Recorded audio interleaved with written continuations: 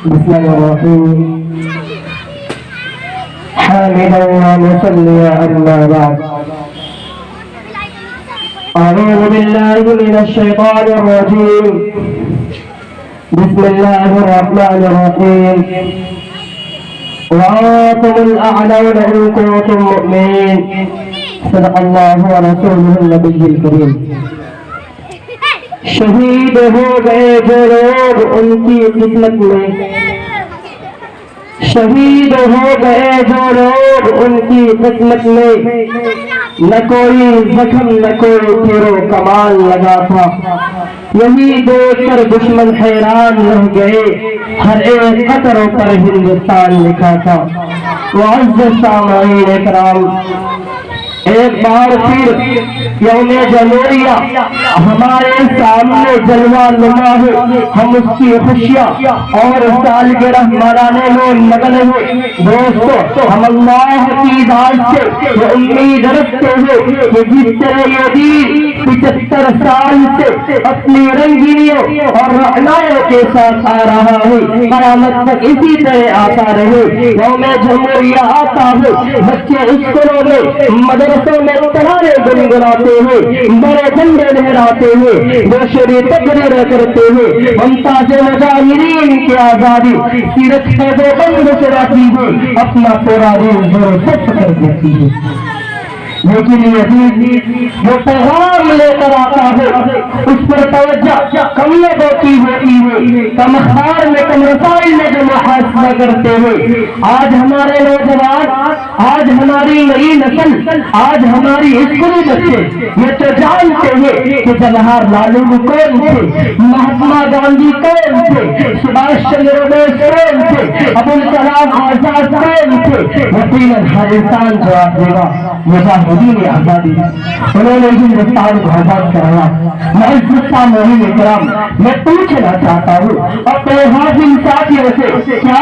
جنگ آزادی کی لڑائی دو بھائیوں کے بٹوارے کی لڑائی تھی جس میں موتی لال نہرو اور مہاتما گاندھی جی نے آگر چلا کرا دی نہیں ہرگز نہیں جنگ آزادی پر پوری 2 صدیاں گزری ہے اس میں ہزاروں لوگوں نے اپنی جان کو قربان دے کر ہندوستان کو آزاد کرایا برادران ملت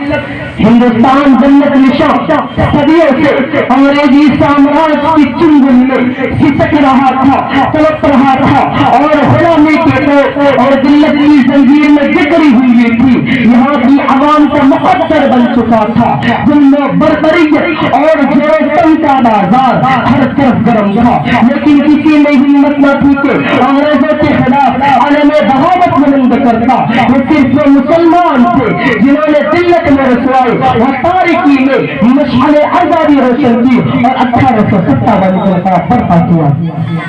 ہندوستان کو خواب حکمت سے بیدار کیا اگرچہ حدید انقلاب لاکھوں انسانوں کے قربانیوں کے باوجود بظاہر ناکام ہو گیا تھا مگر شاملی کے میدان میں شہید ہونے والے ان مسلمانوں کی قربانی راہدار نہیں گئی وہ جنہوں نے آزادی چراغ روشن کر گئے اپنا نام تاریخ حریت میں محفوظ کر دوں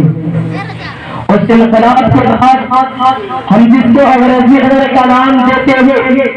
انڈین نیشنل کانگریس کی بنیاد پڑی اور دوسری طرف دارالعلوم کا قیام عمل میں آیا دونوں کا مقصد انگریزوں کے تسلط سے آزادی تھی ادھر کانگریس نے خود مختاری کا مطالبہ کیا ادھر شیخ الہند نے تحریک آزادی کی بنیاد رکھی ہر طرف انگریزوں کے خلاف نفرت پیدا ہونے لگے آزادی کے نغمے گونجنے لگے ہندوستان ایک اتحاد کا نمونہ دکھائی دینے لگا ایک طرف غیر مسلم لیڈران تھے تو دوسری طرف علماء اسلام تھے اور دونوں قدم سے قدم ملا کر آزادی کے لیے جدوجہد کر رہے ہیں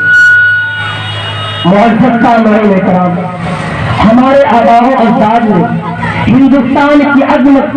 اور آزادی کو پامان ہونے والی اس سفید قوم کو اپنے خون کے آخری قطرے تک برداشت نہیں کیا ہندوستان میں رکھنے والی مختلف عناصر قوم کو لے کر جو وجود میں آئی تھی اس کی عزت اور حرمت کو بچانے کے لیے ہم نے خود اپنی ذات کو قربان کے لیے پیش کیا. اور 1857 کے بعد اس صدی تک انگریزی سامراج کو شکست دینے کے لیے ہم تنہا جنگ آزادی کے میدان میں جو آسمانی ہوتے رہے اور ہم نے اسلامی اطلاع بنایا کہ پورے جنگ آزادی میں دوسرا نے اتنا سچی لڑکی کر دیا.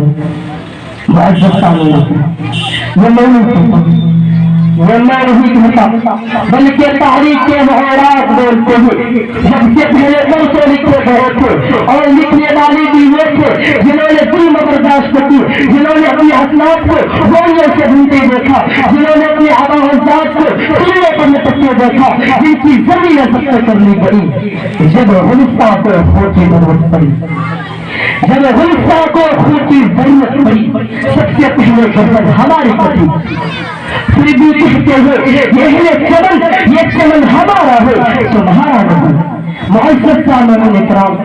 آج ہماری تاریخ کو مٹانے کی کوشش کی جاتی ہے. جنگ آزادی کی تاریخ سے مسلمانوں کے ناموں کو نکالا جا رہا ہے, ہماری کارنامے کو بلایا جا رہا ہے اور ان سے سوال کیا جاتا ہے کہ تم نے ہندوستان کو کیا دیا. اے محبان وطن, جاؤ ہمالیہ کی بلندی سے پوچھو, ہندوستان کی صحراؤں سے پوچھو, آسمان کی تاروں سے پوچھو, یہ سب کے سب تمہیں بتلائیں گے تم نے ہندوستان کو کیا کیا دیا. یہ سب سے سب ہماری عظمت سے گواہ ہے. ہندوستان کا کچا چپا, ہندوستان کا بوٹا بوٹا اس پر شاہد ہے. بتاؤ اتنی کی نبی کس نے دی, تاج محل کی رانا کس نے دی, جامع مسجد کی تشریح عمارت